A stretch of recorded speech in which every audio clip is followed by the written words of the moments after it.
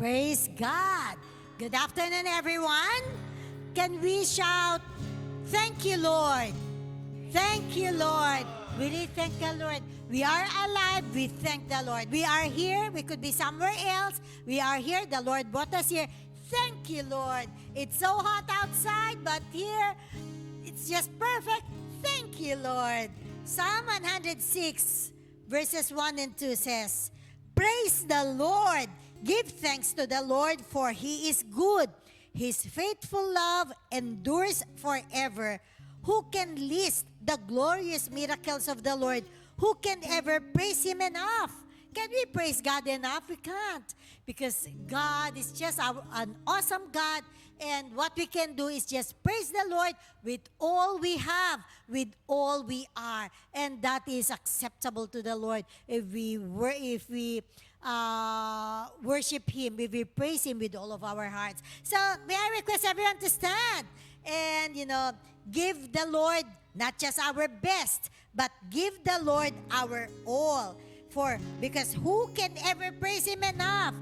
Nothing, nobody can. But, the Lord's goodness is the Lord accept our praises and our thanksgiving if it comes from the bottom of our heart. So, Father in heaven, we praise You and we thank You, for You are worthy, O Lord God. Who are we that You will choose us? Who are we that You will call us? O Lord God, You are so good, You are so great, and yet You loved us, O Lord God, and You continue to love us. Thank You, God, for today. We are just excited to worship You, O God, to sing of Your goodness, to sing of Your love. And I thank You for my brothers and sisters who are here today. For those who are watching with us online, thank You, O Lord God, for their heart, O Lord God. Thank You for the freedom that we can gather together and worship You. And Lord God, we commit to You this service from start to end, O Lord God. May everything point to You. May everything, O Lord God, be a delight to You, O Lord. We pray for Your anointing to our worship team, to the speaker, to every part of this service, O Lord God. Oh Lord, may it be all about You. Blessed be Your name. May You protect those who are on their way here, O Lord God. And Father, to You be the highest praise. To You be the highest honor. To You be the highest glory. In Jesus' name, the name of Jesus, our Lord and Savior alone, we pray. Let all God's people say, Amen and amen. Let's give a clap offering to our God.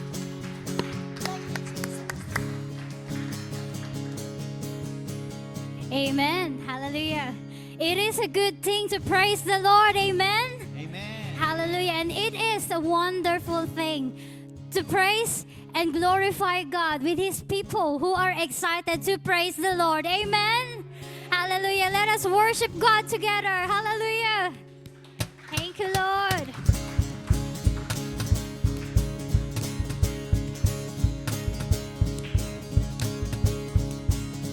Thank You, Jesus.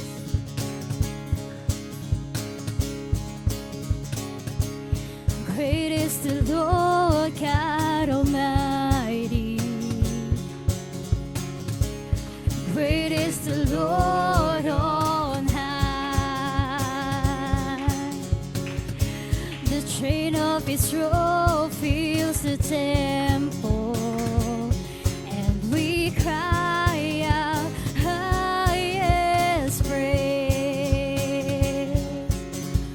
Glory to the risen King. Glory to the Son, glorious Son. Amen.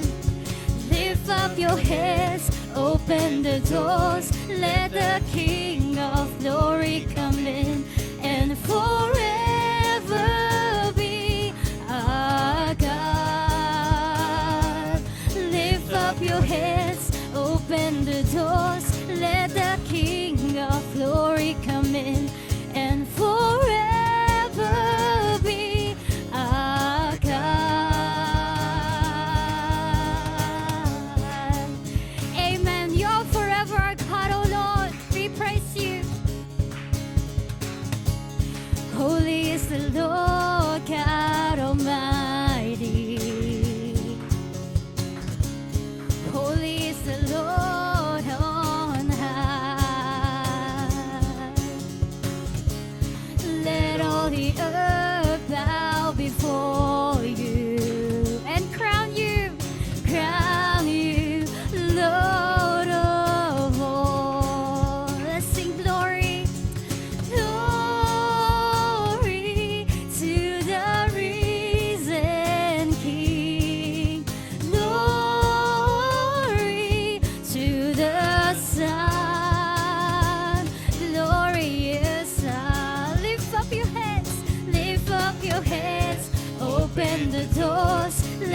the King of glory come in and forever be our God. Lift up your heads, open the doors, let the King of glory come in and forever be our God.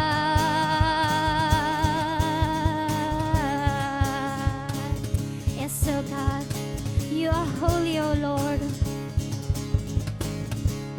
Holy is the Lord God Almighty. Holy is the Lord on high. Let us bow before the Lord. Let all the earth bow before you and crown you Lord of all. Glory, glory to the risen King. Glory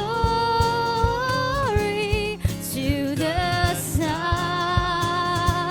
glorious Son.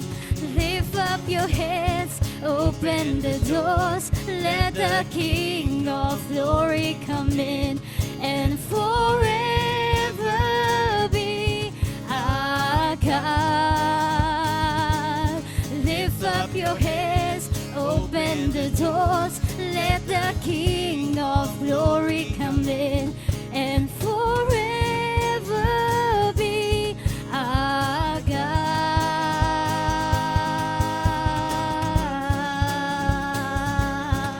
Yes, Lord, worship you, Jesus. You are God. You are worthy. Hallelujah. We thank you, Jesus.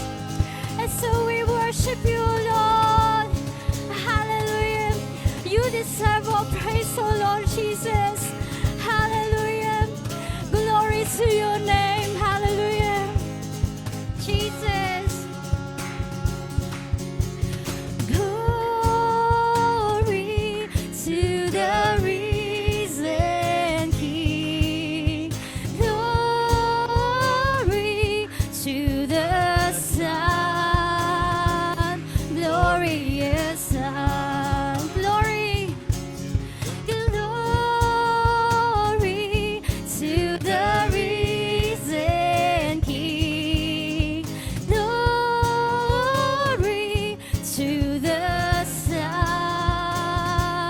glorious Son. Let's sing glory to the risen King. Glory to the risen King. Glory to the Son, glorious Son, to the Son, to the Son, glorious Son. Yes, Lord, to the Son, glorious Son, to the Son, to the Son, glorious Son. Let's say glory to the Son. Hallelujah. Glorious Son. Lift up your heads, open the doors. Yes, Lord. King of glory come in and forever be our God. Lift up your heads, lift up your heads, open the doors, let the King of glory come in and forever be our God and forever be our God and forever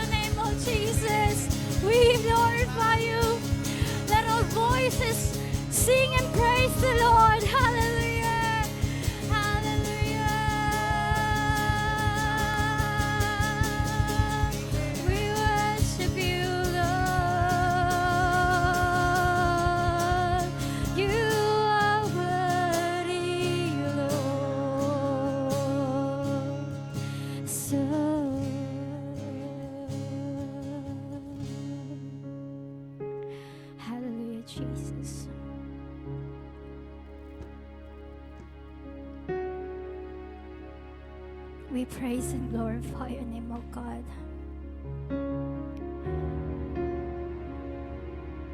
We find peace in your presence, Lord. We find joy.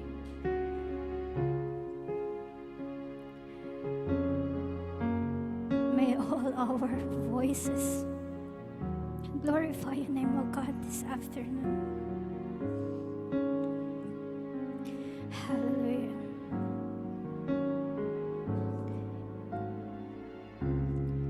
Yes, Jesus.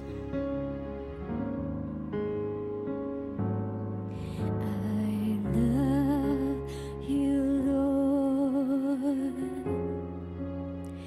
and I lift my voice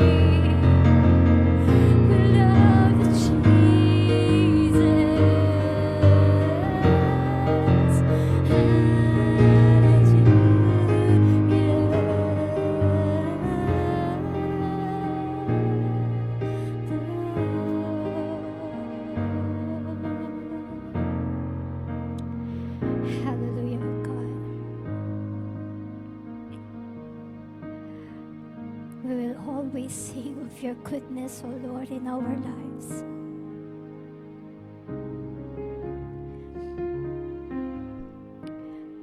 To the Lord who is never changing. The Lord who always forgives. The Lord who always loves us. We will sing of your goodness each day in our lives, O Lord. Hallelujah.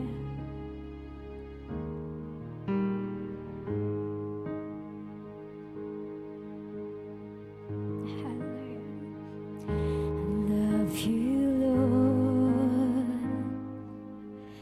Oh, your mercy never fails me. And all my days I've been held in your hands. Thank you, God. From the moment that I wake up until I lay my head, I will sing of the goodness of God. Hallelujah, Jesus. All my life you have been faithful. And all my life you have been so, so good. With every breath that I am able, oh, I will sing of the goodness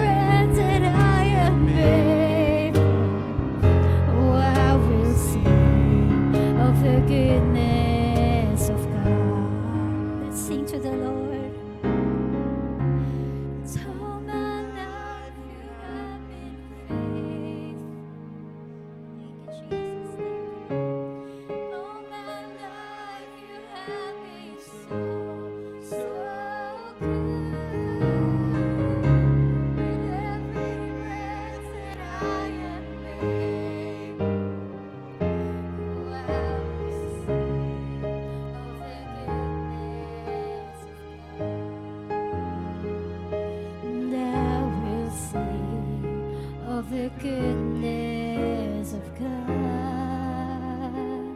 Oh, I will sing of the goodness of God.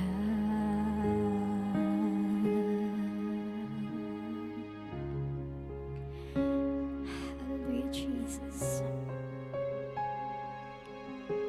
Thank you, Lord.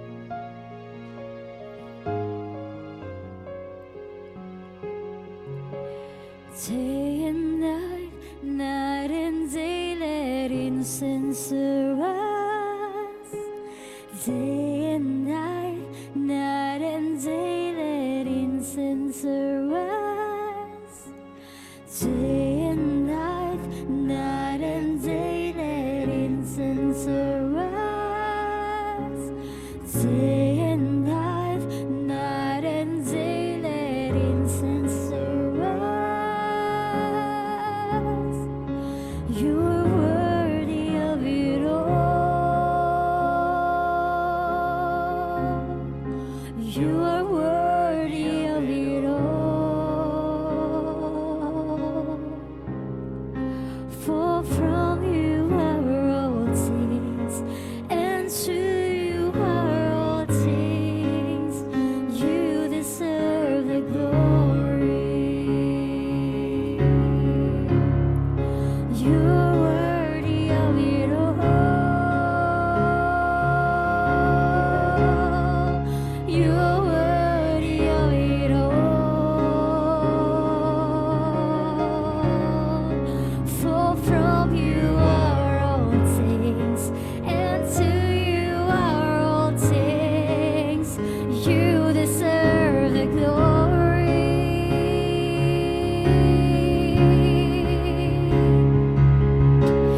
Day and night and day, let incense arise.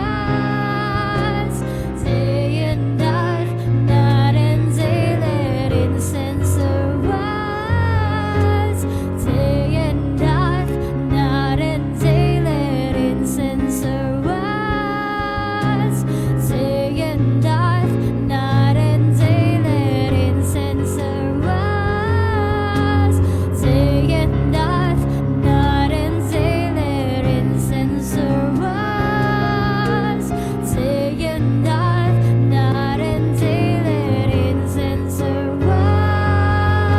You are worthy of it all. You're worthy of it all. Yes, Lord.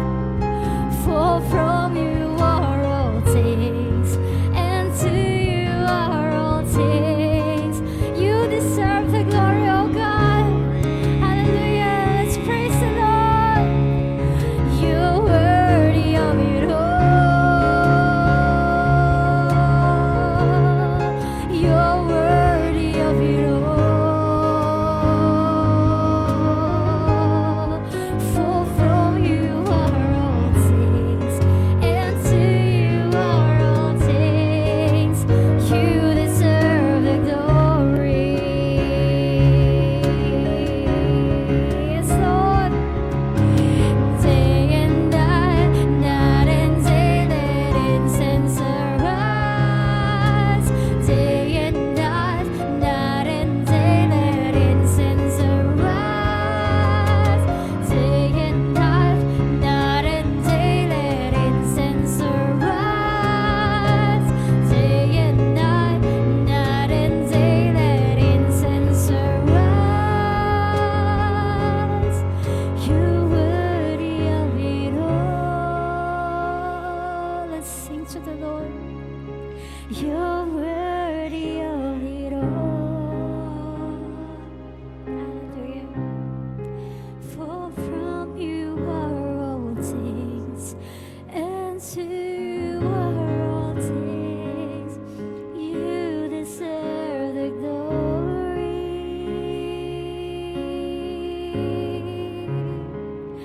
Hallelujah, Jesus. We thank you, Father. You deserve the glory, oh God. All praises, all glory is yours alone, oh Jesus. We thank you, oh God. Hallelujah. We thank you, Jesus. Hallelujah, Lord. Hallelujah. Can we lift our voices to the Lord and sing praises to Him? Hallelujah. Thank you, Lord. So, Lord, your praise to you. All praise to you, Lord. You are worthy, Lord. Oh, Jesus.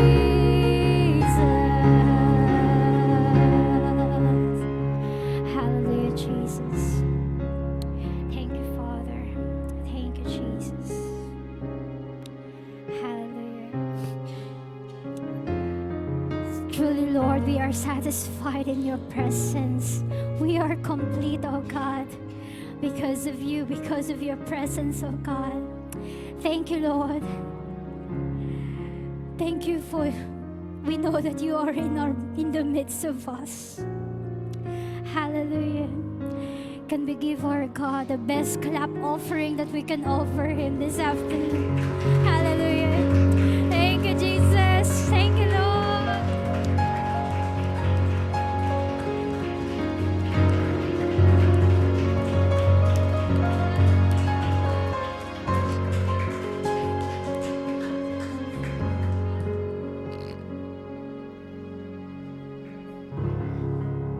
Amen and amen. We are truly blessed to be in God's presence, but also our aim and our hope is God was pleased with our worship. It's not just us being blessed, but our hope is that God is pleased with our worship. Just before we go through our announcements, we do have our welcome to church. So to those people who are here, welcome to church. It's lovely to see all of your faces. And to those people who are listening to us online, welcome to church as well. But before we take a seat, let's all welcome each other to church. Stand to know that I am, 'cause Jesus takes control of my life. I'm blessed and to know that I am, 'cause He promised to give me a new life. I'm blessed 'cause He walks with me and leads me wherever I go. And if you happen to ask, how are you, my friend? I'm blessed, I'm blessed, I'm blessed. And to know that I am, 'cause Jesus takes control of my life. I'm blessed and to know that I am, 'cause He promised to give me a new life. I'm blessed 'cause He walks with me and leads me wherever I go. And if you happen to ask, how are you, my friend? I'm blessed, I'm blessed, I'm blessed. And to know that I am, 'cause Jesus takes control of my life. I'm blessed and to know that I am, 'cause He promised to give me a new life. I'm blessed 'cause He walks with me and leads me wherever I go. And if you happen to ask, how are you, my friend? I'm blessed, I'm blessed, I'm blessed. And if you happen to ask, how are you, my friend? I'm blessed, I'm blessed, I'm blessed. And if you happen to ask, how are you, my friend?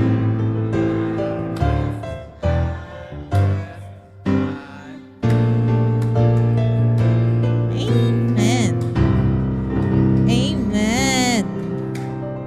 Amen. Truly, we are blessed. Not just I am blessed. We are all blessed. And we know that God has blessed us more than what we can ever imagine. I know that God has blessed us throughout the week, that it's not just today I'm blessed. It's I'm blessed. Actually, it should be I'm blessed all throughout my life. We are blessed all throughout our lives. Okay, so before we go to our praise items. We do have communion today. So later on, please, while we're going through our announcements, do prepare your communion elements so that we can have communion together as church, especially to those people who are listening online at home. That if you could get that ready so we can have communion together as a church, even though it's long distance. For our praise items, we do have a few praise items. Our praise item is we thank the Lord for healing for those who are sick. I know there was a few of you, quite a few people that was really sick. We thank the Lord for we'll go back to praise notes. For traveling mercy as well. We thank the Lord. There was a few people that went on a long drive yesterday, but praise God for traveling mercy. We thank the Lord for better condition for a mother who just gave birth, for recovery of a mom who had a mild stroke. We thank you for all those things. And also, for our prayer items, we thank the Lord. We are praying for healing for those who are sick, for the upcoming Zion Leadership Seminar, which we will be talking about soon, for safe travel, for strength and protection, especially to those people in Cebu who were affected by the earthquake. What was the magnitude of the earthquake? It was 7 something. It must have been very, very big earthquake. And also we pray for wisdom and good memory for those people who are taking the English exam soon. So let's pray together as a church, worshiping God in thanking God for the praise items and praying for these things. Let's stretch out our hand and pray. Dear Heavenly Father, we thank you, O Lord. We're so grateful, O Lord, for what you've done, O Lord. Just like the song says, O Lord, I'm blessed. We are blessed, O Lord. Blessed beyond measure, blessed beyond what we ever have deserved. Lord, we thank you, O Lord, for the healing that you've given to our brethren, O Lord. We thank you, O Lord, for those who had traveling mercies, O Lord, for the protection of God. We thank you, Lord, for our sister, O Lord, who recently gave birth. We thank you for the ongoing recovery that you're putting in her body, O Lord. Lord, we thank you, O Lord, for all these things and more. Lord, we thank you, O Lord, for the things that are not on this list, O Lord, for the things on the back of our minds, O Lord, for the things that we can't even remember, but you've blessed us with. Lord, we thank you, O Lord. We're so grateful, O Lord. Lord, we lift up to you our prayer items, O Lord. We lift up to you, O Lord, for those who are asking for healing. Lord, I pray, O Lord, that may your healing touch be upon their bodies, O Lord. May you restore their bodies' function, O Lord, in a way, O Lord, where they can fulfill the calling that you have put into their lives. Lord, we also lift up for you, our brothers or sisters, O Lord, who are going to take an exam, be it an English exam, other types of exams at school, O Lord. Lord, give them wisdom and guidance, O Lord, on how to prepare for their exams, O Lord, that may they be ready, O Lord. And Lord, put words into their mouth and guide their hands as they write their answers, O Lord. That, Lord, I pray, O Lord, that may they not just pass, O Lord, but may, O Lord, they pass so they can be a thanksgiving, O Lord, so it can be a testimony of your goodness and your glory. Lord, we also lift up to you the upcoming Zion Leadership Seminar. We thank you, Lord, for the privilege it is to learn more about you, to be equipped further. Lord, I pray, oh Lord, that may you ready our hearts and our minds for what it is that you are going to teach us. And Lord, may we do it as well. In Jesus' name we pray. Amen and amen. Okay, let's jump straight to the Zion Leadership Seminar. So we have that on October 8th. So that's soon, I believe. When's that? Wednesday, October 8th to October 10. Now it says there 1 p.m. to 1 to 9:30 p.m. Now it is a little bit different this time around because the clocks have changed. If you didn't notice, the clocks have changed this week. So you just have to calculate it here in Sydney time. But as you can see, we will be having it via Zoom. So if you want to join, let Pastora or any of the leaders of the church know, and we can get that organized for you. And also, for our tithes and offerings, we do have our tithes and offering at the very back. So if you'd like to give via old school way, there's a box at the back. But if you'd like to give via mobile or banking app, you could do that with the details at the front. To pray for our tithes and offering, let's have Brother Zaldi to pray.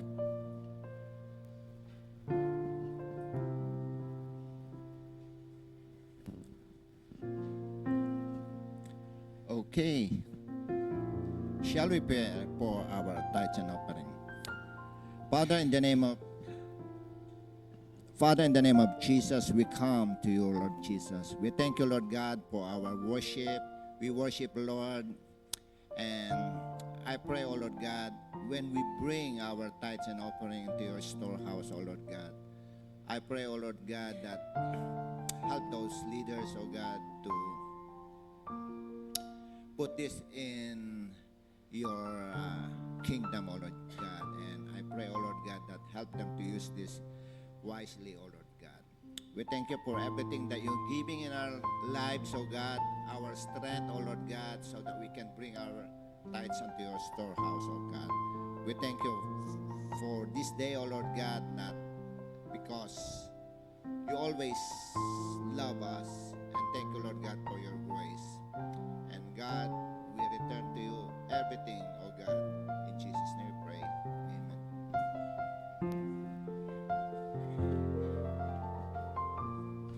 Amen. Okay. So let's have our communions ready for our communion as a church. We'll have Pastora lead us for our communion. Praise God. So I do believe, I trust that we all know why do we have to do this communion. But for those who are watching online, maybe it's your first time to join us. So communion is an act of obedience to our God. He commanded us to do this as often as you can. Pero tayo nga, once a month lang, as often. Singdalas ng kaya nating gawin, no? And it is to remember what Jesus did on the cross. The juice and the bread will not turn into the body of Jesus and the blood, no. But it symbolizes the blood of Jesus that was shed on the cross, the body that was slain. No, so we will remember what it took God. It took His Son Jesus Christ, the life of His Son Jesus Christ, so that we can be saved. And with that, may we always be grateful. And with that, may we always be be intentional in our living, knowing that Jesus died for us. Let us live for Him. Okay, so may I request everyone to stand? Thank you.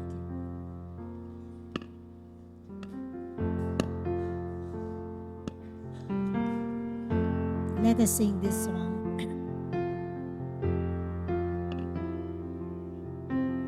Thank you for the cross, the mighty cross, that God Himself should die for Such a son. And every day we're changed into your image more and more. Yes, by the cross we've truly been transformed. So amazed, and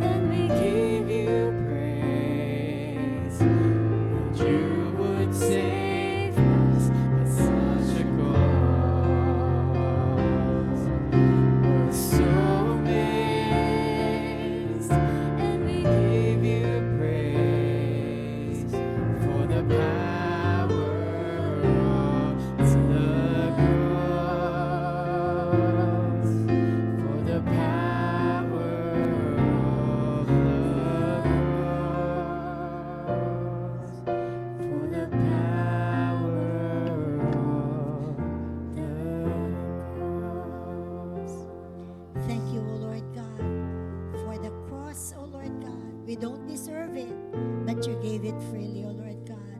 Thank you, Lord. We pray, God, for this juice in our hands, O Lord God, and this bread that represents the blood of Jesus and the body of Jesus that was slain on the cross. Lord God, will you bless this, O God, as we do this reverently, O Lord God. Thank you, O God, for the life of Jesus. Father, I pray that may you search our hearts, see if there be any sin, anything, O Lord God, that displeases you. Forgive us, cleanse us, O Lord God, and we receive the forgiveness in Jesus' name. For I pass on to you what I received from the Lord himself. On the night when he was betrayed, the Lord Jesus took some bread and gave thanks to God for it. Then he broke it in pieces and said, "This is my body, which is given for you. Do this in remembrance of me." Let's partake of the bread.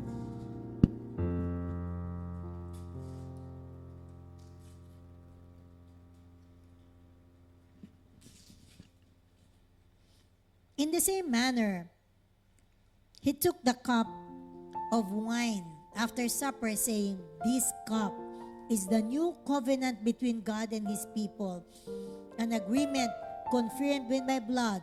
Do this in remembrance of me as often as you drink it.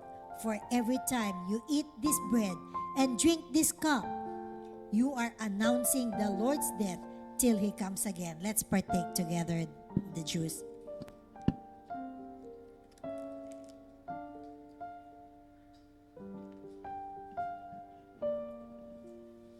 Thank you, O Lord God, not only for the salvation through the death of Jesus, but even for the healing, God, for the healing, O Lord God, for the peace, O Lord God, for the comfort, for the deliverance, O God, that goes with it, O Lord God. Blessed be your name, in Jesus' name. Amen, amen. You may be seated, everyone. Okay. So thank you to the worship team. Thank you. Welcome once again for those who are watching online, for those who are here. All right.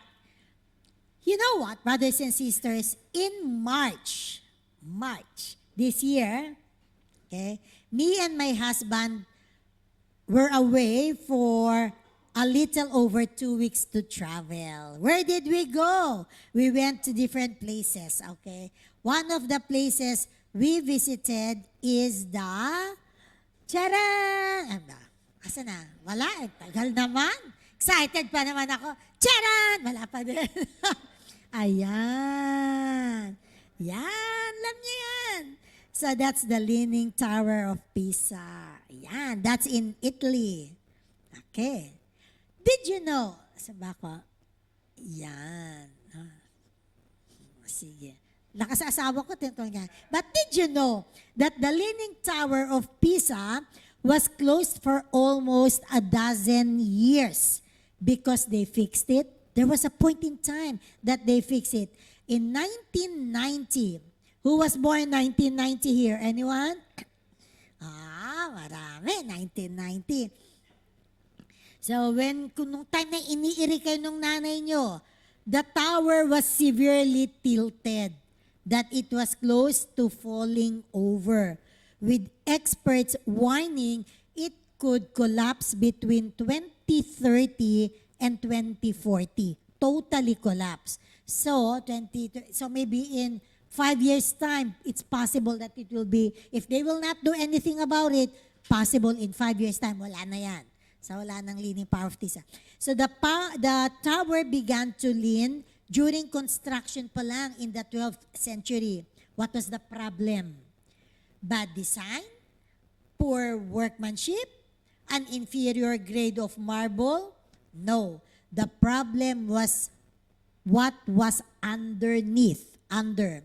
The sandy soil on which the city of Pisa was built was just not stable enough to support a monument that size.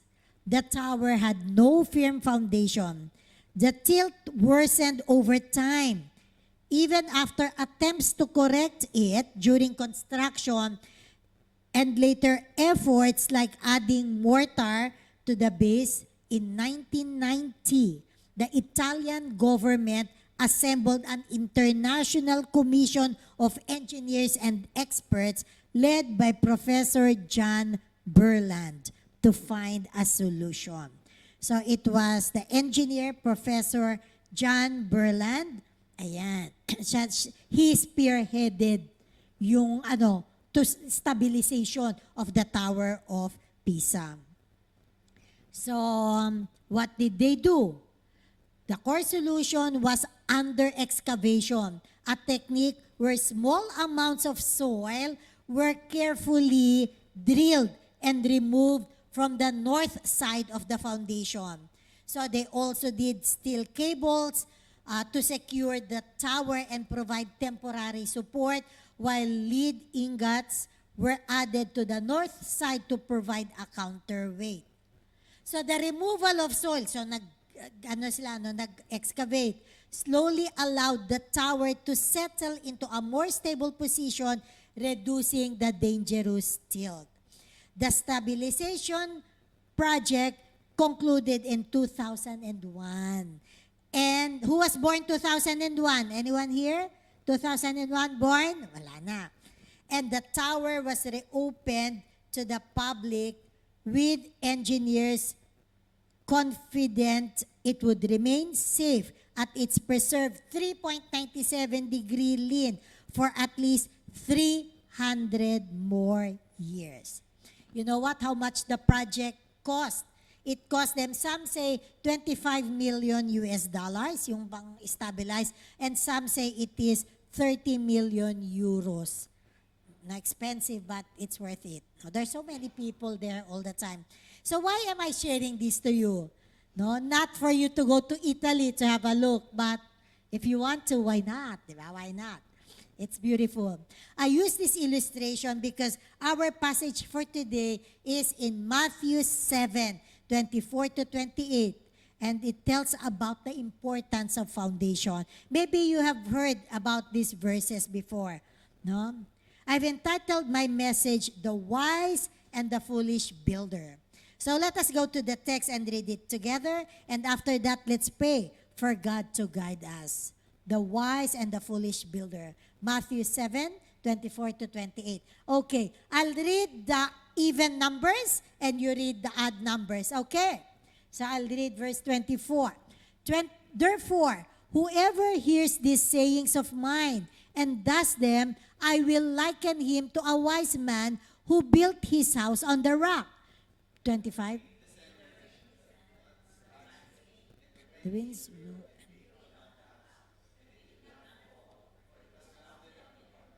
I'll read verse 26. But everyone who hears these sayings of mine and does not do them will be like a foolish man who built his house on the sand. 27.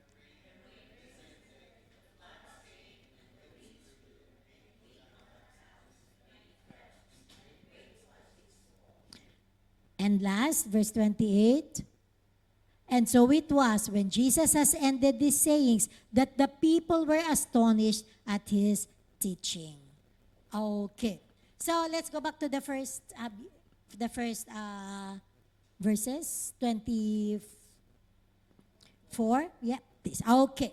So in this verse, and going to the verse 26 as well, there were two types of people. No? Two types of people. We have the wise man, and we have in 26, the foolish man. So, saan kaya tayo doon? The wise man or the foolish man? Nothing in between. And they're being wise. Now, what determines they're being wise? How can we say that this is wise, this is foolish? That it's not about the educational attainment. No? Kung may master's degree ka, doon ka sa wise. No, not at all. So, let us study further what makes one wise and what makes one foolish. Okay, but before that, let's pray. Our Father in heaven, thank you for your words. Let it be, O God, that your word will penetrate in our heart. God, will you quicken each one, O God, to receive your important word oh Lord God. We all wanted to be likened to a wise man, oh Lord God. So Father, in Jesus' name, will you anoint your servant so I will preach your word with power, with anointing, with clarity today, and each one, oh God, will have a fertile soil to receive your word. In Jesus' name, amen and amen. Okay. So let us study what makes the man wise and what makes that man like a foolish man. Okay. Let's go to verse 24. Okay. Therefore, whoever hears these sayings of mine and does them, I will liken him to a wise man. All right. So, the words here, it says here, and who does them. When you say who does them, who applies them, who practices them, who obeys them. So, is likened, is compared to a wise man. Okay. Now, when I was studying this, the Lord impressed on me that it says, therefore, whoever hears these sayings of mine and does them will be like a wise man. So we have here the first step. So hearing the word of God is one step, is the first step to becoming wise. No? Kasi without hearing, you will not be wise. The first step to becoming like wise is to hear the word of God. So right now, you are hearing the word of God. If you are listening, you are already one step towards being compared to a wise man. So everyone, let's listen. So para getting there, no? Pero of course, it doesn't stop there. So we should hear, and the next step we should do. So having said that, hearing is the first step to be wise. Let's go to verse 26.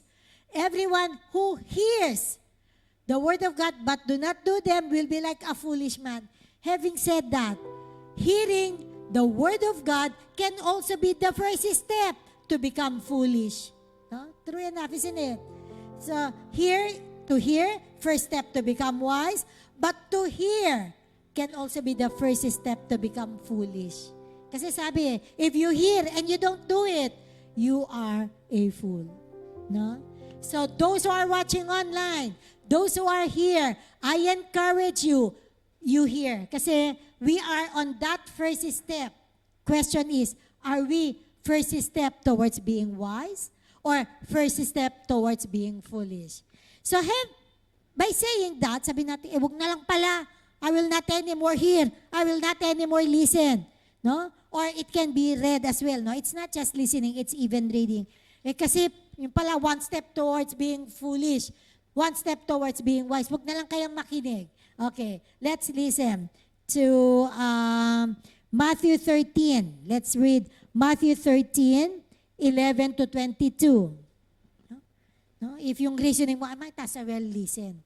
Matthew 13, 11 to 12. Can we read together?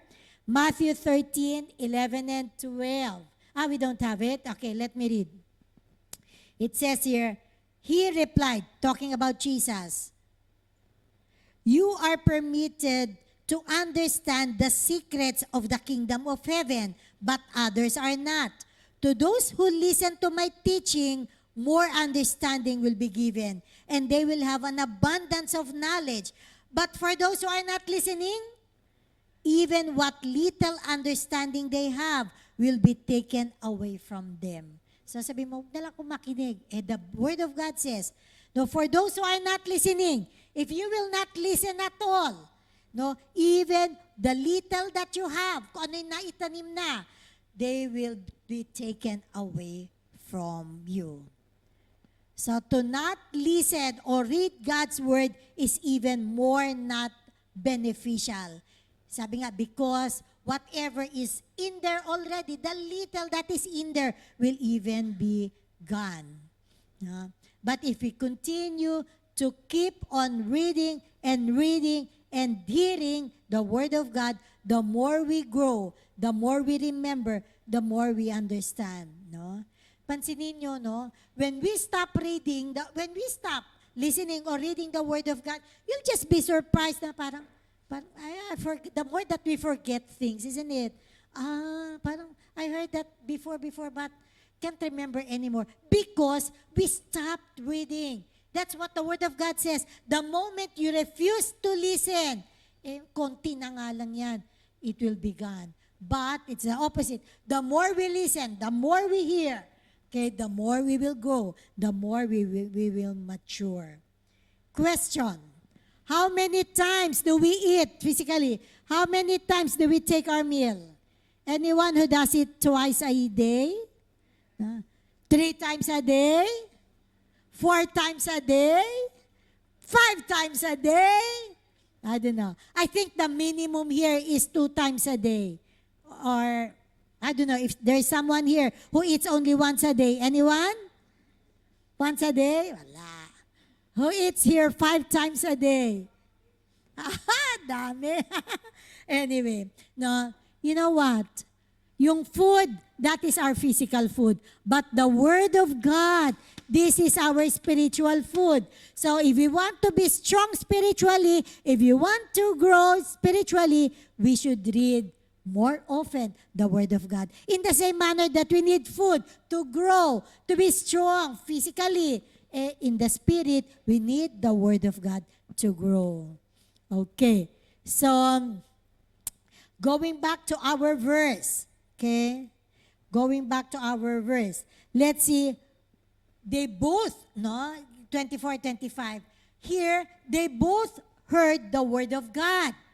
Okay? What's the difference? And what is the effect of the difference? The difference in verse 24, I want you to look at the screen. In verse 24, the difference is here, the man does it, applies it, practices it. Whereas in verse 26, the man does not apply it. So the effect, he is compared to a wise man. The effect of not applying, it's compared to a foolish man. Okay. Question, no?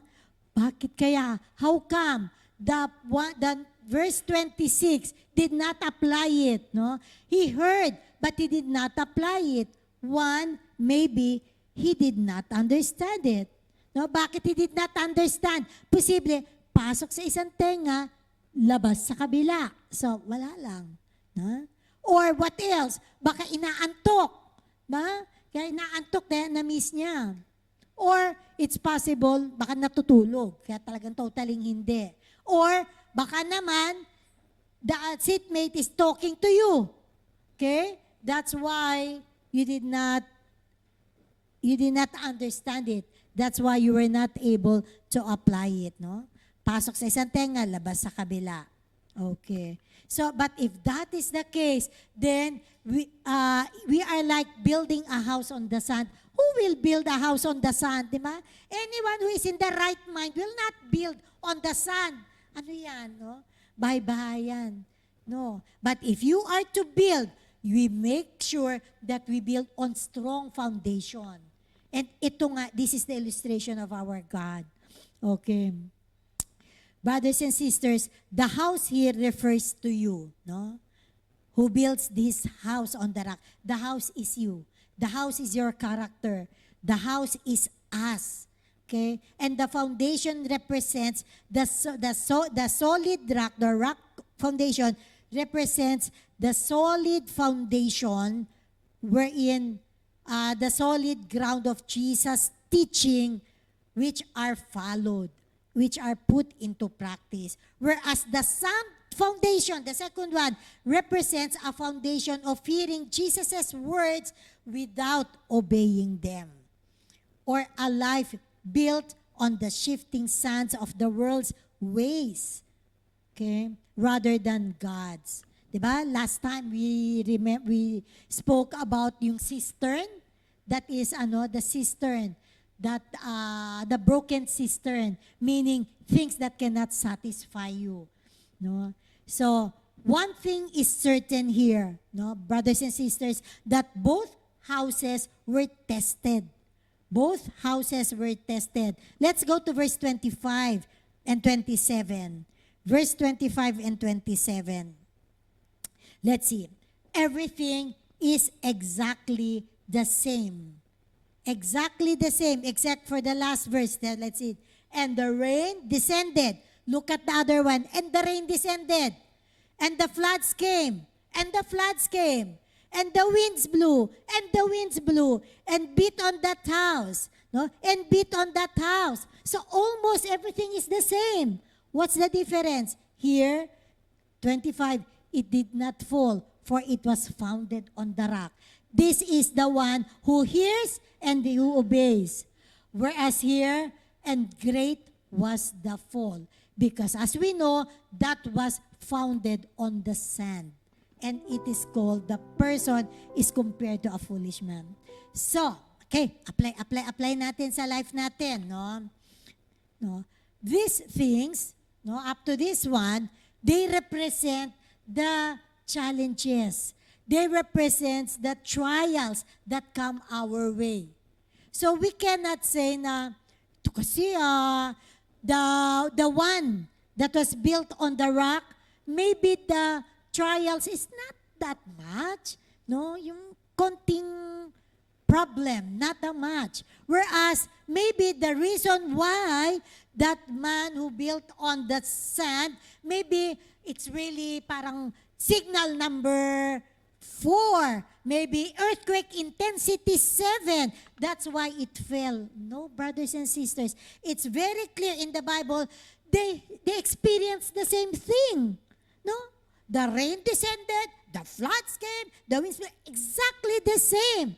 What is the determining factor? It is one, because this man applied the word of God. Whereas the other one, pasok sa isang tenga, it left the other one. And so, he's not that strong enough to stand yung mga trials that come their way. Brothers and sisters, challenges are inevitable. They will come. No?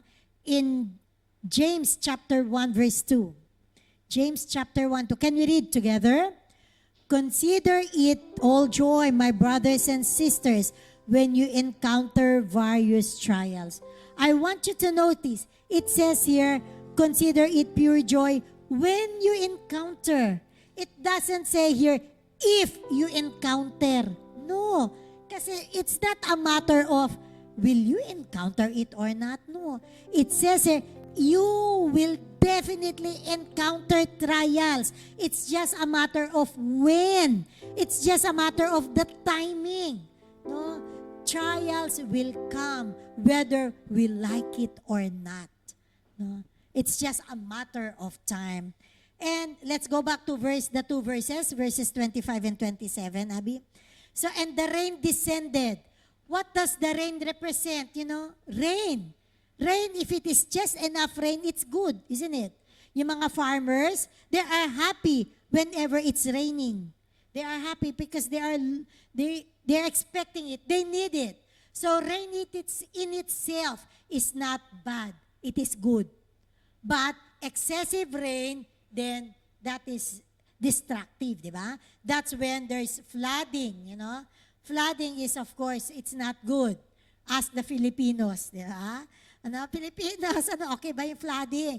No. Very controversial ngayon yan sa Philippines. No flooding. No. Daming sumasabit because of that flooding. No? And the winds blew and beat that house. When you say the winds blew, no? Very scary, no? I do not know. Here in Australia, when you hear the wind, it's really sometimes scary. Yung tunog, no? And beat that house. When you say beat that house, it's painful. It's destructive, isn't it? When you beat that house. So all this represents yung mga challenges that come our way. Having said that, rain in itself is not bad. I tell you, brothers and sisters, sometimes the more that challenges, the challenge that is more difficult to pass is the challenge of blessing. Sometimes, when we are in trouble, the more, Lord, Lord, help me. The more we pray day and night. But you know what? Sometimes we fail when the challenge, when the trial that is given to us is the trial of abundance. Because that's the time when we don't anymore need to pray. Kasi we can just put our ATM and put the pin and money will come out. Pero the moment that you don't have anything, the money to pay your rent or your mortgage, Lord, please help. No, honestly, sometimes though the blessings are even the trials that most people fail. When everything is all healthy, all wealthy, all good, that's when we tend to forget about God. No? So it can be rain that is good, but rain that is excessive, then these trials can be sickness.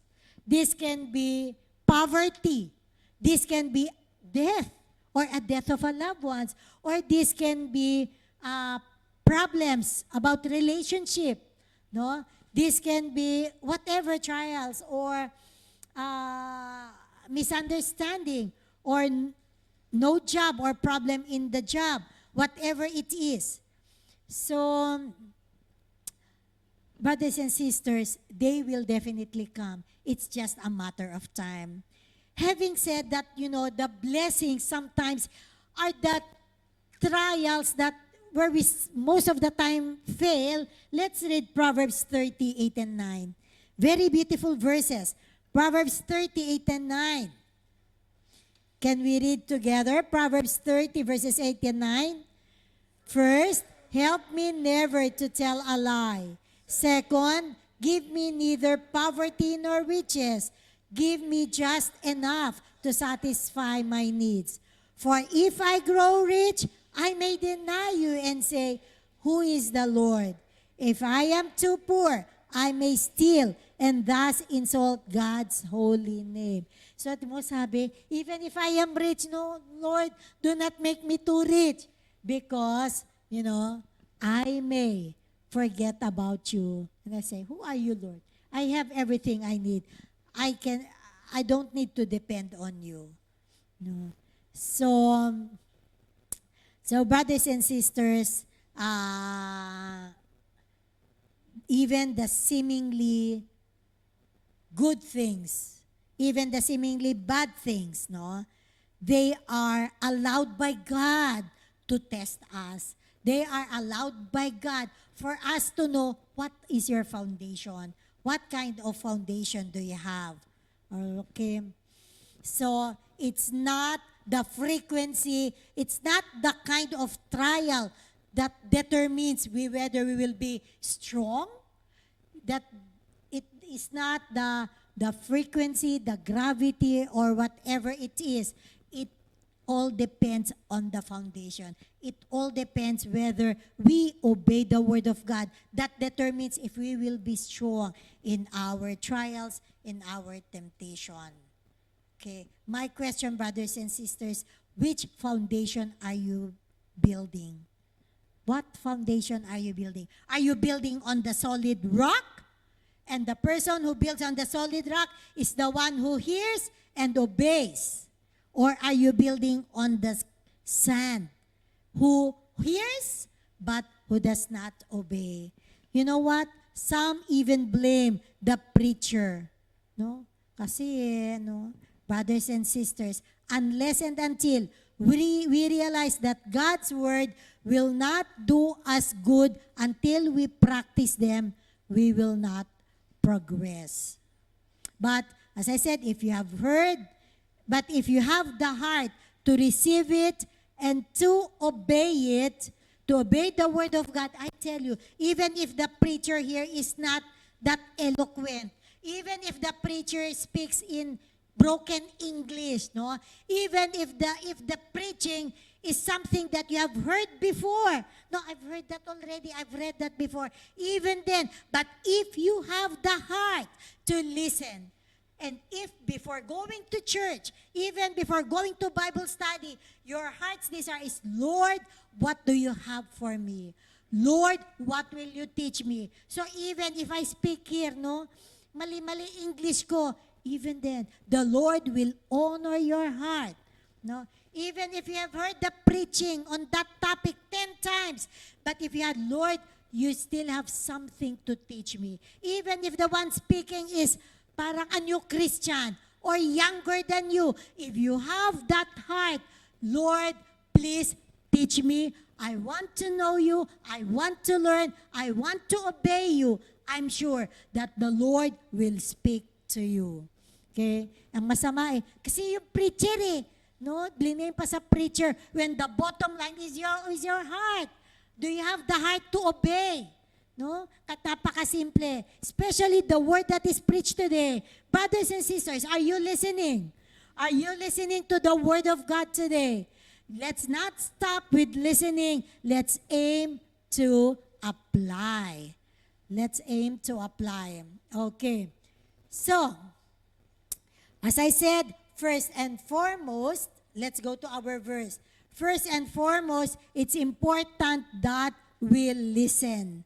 That we listen. Kasi, if you will not listen, what will you apply?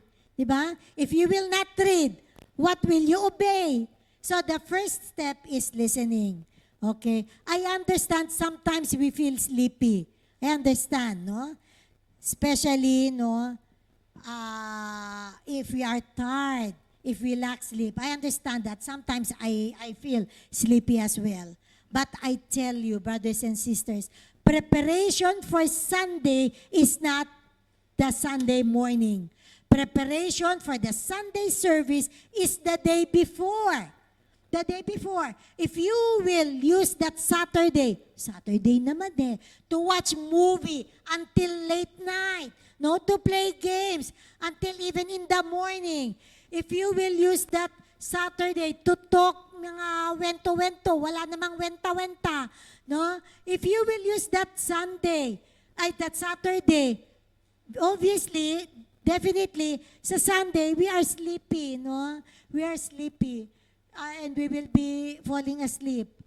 But if we will prepare for Sunday, Saturday pa lang, I will sleep early. No? I will be prayed up. I will be worshiping the Lord so that when comes Sunday, I am all alive, alert, awake, enthusiastic. And I have prepared my spirit. I prepared my mind, ready to receive the word of God. And not just to hear, but to obey. The Lord will honor it. And sometimes, we can use practical steps. Honestly, sometimes when I feel sleepy, tao lang naman, di ba? No? Sometimes what I do, I chew gum. No? These are just practical things. I eat lollies so to be awake. No? Sometimes if I'm sitting beside my husband, I'll tell my husband, Dad, pinch me here. Parang somebody told me, it's in this part daw, so you will awake. Dad, can you please pinch me here? Because I really wanted to stay awake. I wanted to listen. No? And sometimes, brothers and sisters, when you slept well naman. You are not tired naman, no? There's no reason for you to be sleepy. It's possible that it's the enemy. Pinapaypayan kayo so you will fall asleep. No? Sometimes it's happen. What you can do, you can rebuke the spirit of sleepiness. No, if there's no reason for you to be sleepy, no, you slept well naman You're not tired naman. You have rested naman. So you can rebuke in Jesus' name. Spirit of sleepiness, I rebuke you in Jesus' name. No? Because the enemy will do anything, everything to snatch the word of God off your heart, off your mind, so you will not understand it, so you will not apply it. You know, brothers and sisters, the devil does not tremble even if you read the Bible from cover to cover, as long as you will not obey it. The enemy, Satan, and these demons will not panic, no? Will not be parang troubled if we listen to so many preachings, no? If we always attend church, parang okay lang, go attend as long as you will not apply what you have not heard. Sa kanya, okay lang yan, go. Now, even if you've been reading yung mga preaching, so many preaching, you read the Bible, parati kayo nag-read, as long as sabi na enemy, up to there only, After that, stop, forget about it. Oh, wow, beautiful. Okay, that's fine. But the moment believers apply what they have heard, put into action what they have read, the enemy trembled. Because there is that the Christians would know their authority and they will use the authority they have in Jesus. And that's when the enemy knows, okay, he is defeated. Anyway, he's already been defeated 2,000 years ago. But we can, apply that authority that we have in Jesus. That's when the enemy trembles. Okay? That's when he panics, when we obey the word of God. So I tell you, we all attended here, but ang enemy kaya matataranta sa atin only to those who have the heart to obey God. Okay? So first, we read, we hear the word of God, and let's do our part. As I said, preparation for the Sunday is not Sunday itself, but the day before. No? You know what? If you have the heart to hear the word of God, if you have the heart to obey, the grace of God will be there. Kahit pagod ka, the Lord will enable you to be awake. No? Even if the preaching, yung English ko hindi ayos-ayos, no? The Lord will have a rhema word, a specific word for you if you have put in your heart to obey it. I very well remember the book of Ezra. Who have heard of Ezra? No, hindi yung anak niyo Ezra, in the Bible, no? Ezra chapter 7 verse 10. Now, I want you to read this because this is what I've been praying for you. This is what I desire for each one of us dito sa church. Ezra 7:10. Can we read together? This was because Ezra had determined to study and obey the law of the Lord and to teach those decrees and regulations to the people of Israel. So Ezra had determined to study. In some versions, it says, Ezra has set his heart to study and obey. And in some versions, for Ezra has prepared his heart. No, in some versions, Ezra has firmly resolved to study and practice and teach. So Ezra has determined to study. It did not say Ezra read or Ezra studied the word of God. No, Ezra had determined. He prioritized. He saw the importance. He loved studying and obeying the word of God. He did it intentionally. No? He set his heart to do it. First, he studied. No? He studied.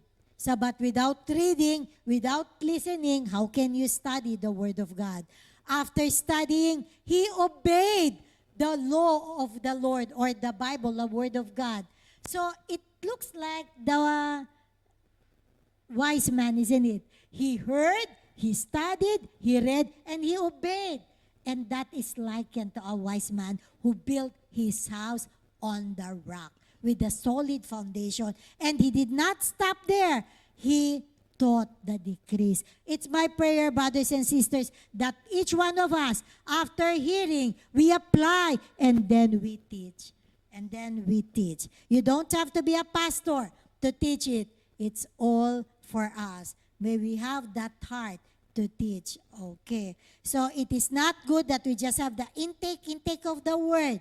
No? Because we retain better if we teach it to others. So now that you have listened, I tell you, the moment you shared what we studied today to somebody, sa anak nyo, when you get home, or to your dad, to your sibling, you said, you know what? What we studied today in church is that you have to hear, you have to read the Word of God, and you have to apply the Word of God so that you will be likened to a wise man. So that when trials, when challenges come your way, you will be strong. When you share that to somebody, when you go home, I tell you, the more that this message will be retained. When you share it, when you teach it with somebody. Okay, so I encourage you, will you do that to somebody? No? Just share. Anak, kanina sa church, the pastora preach about this one. And this is what it means. So, and what does the Word of God say?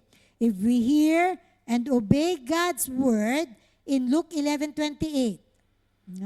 If we hear, Jesus said in Luke 11:28, Jesus replied, but even more blessed are all who hear the Word of God and put it into practice. So you are called blessed if you hear the Word of God and you put it into practice. So they want to be blessed? Of course we do. So Jesus said, hear and put it into practice. Kasi if you hear and you do not practice it, you are likened to a foolish man. You know what? I know many Christians who faced one trial after another, talaga naman po, lahat ng trial. Sabi ko, if that will happen to me, hindi ko kakayanin. But you know what? I can see that person getting more strength. Yung faith nila is getting stronger. Yung love nila for the Lord is growing deeper. At yung commitment nila to the church is growing stronger. Bakit? Why? Because their foundation is solid. Because when they hear the Word of God, even how simple it is, because they obey it, thus their foundation is being strengthened. Pero there are some people, napakasimple lang ng pagsubok, no? Parang a friend, the friend just snapped him. Parang all fell apart, no? Bakit gano'n? A very simple challenge, no? Yung pera lang naging $50 na lang natira, ayoko na. Yung parang gano'n. They gave up. Why? Because their foundation is not strong enough. It's not strong enough. They chose to, they chose an unstable foundation because they heard the Word of God, but they did not practice it. Church, God is calling us to go beyond head knowledge, okay? Beyond the surface faith. God is calling us to radical obedience. Radical means thorough. Radical means complete. Radical means progressive obedience to the Word of God. That is what God wanted. So don't just know about prayer. You pray. Apply nyo. Don't just know about generosity, you give. Don't just know about forgiveness, apply nyo, forgive. Even the people who doesn't deserve to be forgiven, just forgive, give your forgiveness anyway. You apply what was taught. Don't just know about the Great Commission, go and make disciples. No? So it's not, sabi nga ni D.L. Moody, he said once, no, the Bible was not given for our information, but for our transformation. James, the half-brother of Jesus, said it clearly in James chapter 1, verses 22 to 25. Can we read James chapter 1, 22 to 25? Let's read together.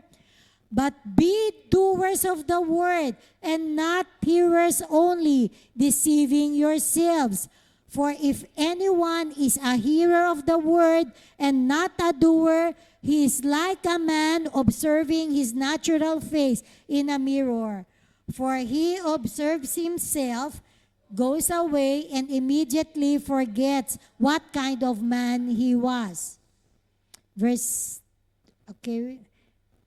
25, but he who looks into the perfect law of liberty and continues in it, and is not a forgetful hearer, but a doer of the work, this one will be blessed in what he does.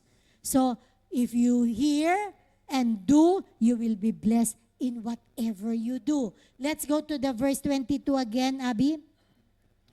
But if you are a doer of your word, be a doer. Apply what you have heard, not only hearer. Because if you only hear the word of God and you don't do it, you are deceiving yourself. No? Of course, we don't want to be saying we're deceiving ourselves. So, let's do, let's hear, and let's do. I cannot emphasize enough the importance of hearing, of reading the Word of God and applying it and sharing it to others. Because this determines the kind of foundation you make in your life. Remember, whether we like it or not, knowingly or unknowingly, prepared or not prepared, God will allow for that foundation to be tested so that what is in our heart will be revealed. I was just wondering, why will people build on the sand? Why? Because one, it's easier, di ba? Sand lang. Whereas if it's a rock, it's heavy, no? You have to carry, no? Building on a sand is easy, convenient, no? Pakinig lang na word of God, uwi na, that's it, it's easy. Pero to obey the word of God, forgive. Oh Lord, it's hard to forgive. But you do it anyway. Diba? The word of God sabi, you give. Ang dali-daling kabig ka. No? You just get, and forget about giving. Pero kasi minsan, di ba, it's easier. It's easier if you build on the sand. What else? It is cheaper. It is cheaper to build on the sand. The sand is cheaper compared to the rocks, no? Or cement. It's cheaper because you know what? Obeying the word of God is costly. Di ba? Gigising na maaga to read the Bible, it costs you your time. No? To give, okay na lang to, I also need this. Why will I give my tithes? Di ba? I would rather have it. No, it's by my savings. It's costly. Sometimes it's costly to build on the rock. But it's worth it, brothers and sisters. It's worth it. It will build your foundation. It determines your foundation. Okay, so in Matthew 7:28, Matthew 7:28, can we read together? Matthew 7:28. Do we have it, Abby? Okay, and can we read together? And so it was, when Jesus had ended these sayings, that the people were astonished at his teachings. So this is the verse, yung the foolish man, yung gano'n. Yung verse 24 to 27 natin, that if you listen and you obey, then you are likened to a man who builds. So this is the last verse in our text. So it was, when Jesus has ended these sayings, that the people were astonished as his teaching. I checked online the meaning of astonished. Astonished is greatly surprised or impressed. So many people were impressed with Jesus' teaching. But you know what? Some of these people who were astonished with Jesus' teachings, they are the same people who went back and walked away from him, no? When they were confronted with the hard teaching. Let's read John 6, 66 to 67. John 6, 66 to 67. No? Let's read together. From that time, many of his disciples went back and walked with him no more. Then Jesus said to the 12, do you also want to go away? So these are the same disciples who were astonished, who were impressed. Wow, what kind of a teaching it is, no? That Jesus was teaching. Amazing. No? But you know what? Later on, these are the same people who turned their backs on Jesus because the Lord is, the God's teaching, the Word of God is not meant to impress us. No? The Lord doesn't need to impress us. He wants to change us. So, wow, the preaching was so good. It's impressive. Bali na, even if the preaching is not impressive, as long as you will hear it and apply it. No? I would rather, napaka-boring naman ni Pastora mag-speak. Kakaantok. Even then, as long as you will hear, you have something, you have a takeaway that you will apply in your life. To be impressed is not good enough. To change, to obey is what He requires of you and me. In conclusion, there was a story of a man walking into a church late one day. So, he asked one of the ushers, "Is the sermon done yet?" The usher replied, "The sermon has been preached, but it has yet to be done." Ulitin ko ha. His question, Leche, tapos na yung preaching, "Is the sermon done yet?" The reply was, "The sermon has been preached, but it has yet to be done." What a great answer this was. The Word of God is not meant only to be preached to us Sunday after Sunday. It is meant to be done by living it out daily. Once we hear the Word of God, we are responsible for doing what God is asking us to do. For our final verse, Jesus said in John 13:17, John 13:17. Can we read together? "Now that you know these things, God will bless you for doing them." So it's not the knowing, it's the doing. Brothers and sisters, I exhort you, let us build a strong foundation in our lives. If you are doing that already, no? Ako, Pastora, whenever I hear, I apply it. Praise God. But if you're not doing that yet, no, kinig-kinig lang, or sometimes you miss it, let us start today. Let's say, from now on, whatever I read, from now on, whatever I hear, no, Lord, please give me the grace, please give me the strength to do it. And I'm sure the Lord will grant the desire of your heart, because it is God's will that we hear and we apply what we have heard. Brothers and sisters, I will pray. I'll end this with a prayer. If that is the desire of your heart, for the Lord to give you the strength, no, and the attentiveness and the diligence to read the Word of God, to hear attentively Sunday after Sunday or during Bible study. If it's the prayer, the cry of your heart, "Lord, will you please help me concentrate, prioritize the reading and the listening of your word, because I would like to obey." Let's bow our head and let's raise our hand as our sign of saying, as our response to God, "Yes, Lord, work in me, so I will not only be a hearer of your word, but also a doer. May your grace abound in me, so I will apply what I heard today." If that's the cry of your heart, please raise your hand and I'll pray for you.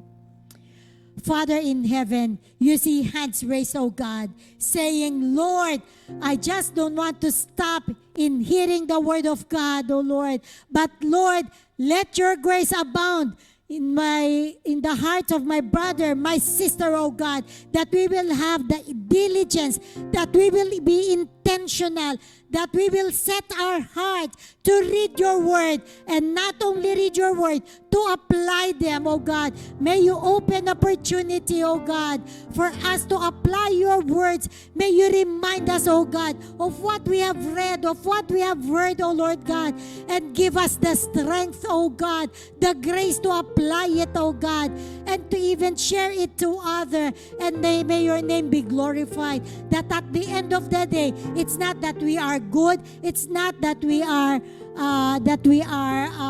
exemplary, that may it bring glory to your name, my Lord. Help us, oh God, not only to be hearers of your word, but also doers. Thank you, oh Lord God. Help us, oh Lord God. Help us, my God, in Jesus' name. Amen and amen. Let's all stand. Let's all stand. Thank you, Lord Jesus. Let's pray. Father in heaven, thank you for your word. You said in your word that your word will, when it is given, oh God, it will not return to you void. It will accomplish the purpose for which it was sent. So, Father, I thank you. I seal these words in the hearts of each and every one of us, oh Lord God, in the mind of my brothers and my sisters. And oh Lord God, truly, oh Lord, may we be called blessed, because we will not only hear, but we will also apply. Thank you, my Lord God. Please raise your hand and receive the blessing of the Lord. And now may the Lord bless you and keep you. May the Lord make his face to shine upon you and be gracious to you. May the Lord lift up his countenance towards you and give you peace. The peace in knowing that he who started the good work in you will be faithful to complete it. Go in peace, brothers and sisters, in Jesus' name. Let's all say amen and amen. Let's give a clap offering to our God.